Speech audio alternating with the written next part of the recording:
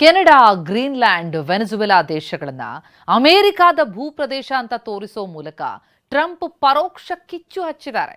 AI ಆಧಾರಿತ ನಕ್ಷೆಯನ್ನ ಹಂಚಿಕೊಳ್ಳುವ ಮೂಲಕ ಟ್ರಂಪ್ ವಿವಾದದ ಕಿಡಿ ಹೊತ್ತಿಸಿದ್ದಾರೆ.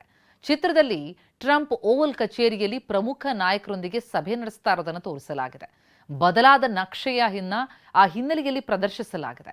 ಫೋಟೋದಲ್ಲಿ ಫ್ರೆಂಚ್ ಅಧ್ಯಕ್ಷ ಎಮ್ಯಾನ್ಯುಯಲ್ ಮ್ಯಾಕ್ರಾನ್, ಇಟಲಿ ಪ್ರಧಾನಿ ಜಾರ್ಜಿಯಾ ಮೆಲೋನಿ, ಇಂಗ್ಲೆಂಡ್ ಪ್ರಧಾನಿ ಕೀರ್ ಸ್ಟಾರ್ಮರ್, ಯುರೋಪಿಯನ್ ಕಮಿಷನ್ ಅಧ್ಯಕ್ಷೆ ಉರ್ಸುಲಾ ವ್ಯಾನ್, ನ್ಯಾಟೋ ಪ್ರಧಾನ ಕಾರ್ಯದರ್ಶಿ ಮಾರ್ಕ್ ರುಟೆ ಮತ್ತಿತರರಿದ್ದಾರೆ.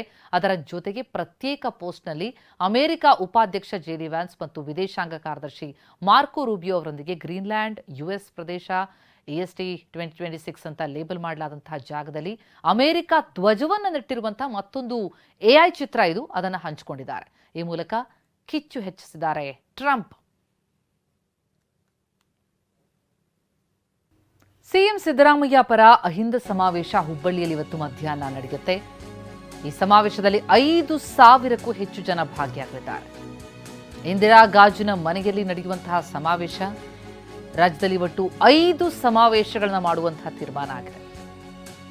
ಮೊದಲನೇ ಸಮಾವೇಶಕ್ಕೆ ಹುಬ್ಬಳ್ಳಿಯಿಂದಲೇ ಚಾಲನೆ ಸಿಗ್ತಾ ಇದೆ. ಇವತ್ತು ಸಮಾವೇಶದಲ್ಲಿ 5,000ಕ್ಕೂ ಅಧಿಕ ಮಂದಿ ಭಾಗಿಯಾಗುವ ನಿರೀಕ್ಷೆ. ಮಧ್ಯಾಹ್ನ ಅಹಿಂದ ಸಮಾವೇಶ ಹುಬ್ಬಳ್ಳಿಯಲ್ಲಿ ನಡೆಯುತ್ತೆ. ಈ ರೀತಿಯ 5 ಸಮಾವೇಶಗಳನ್ನು ನಡೆಸುವಂತಹ ಪ್ಲಾನಿಂಗ್ ಆಗಿದ್ದು, ಈಗ ಮೊದಲನೇ ಸಮಾವೇಶ ಹುಬ್ಬಳ್ಳಿಯಿಂದಲೇ ಚಾಲನೆ ಪಡಿತಾ ಇದೆ.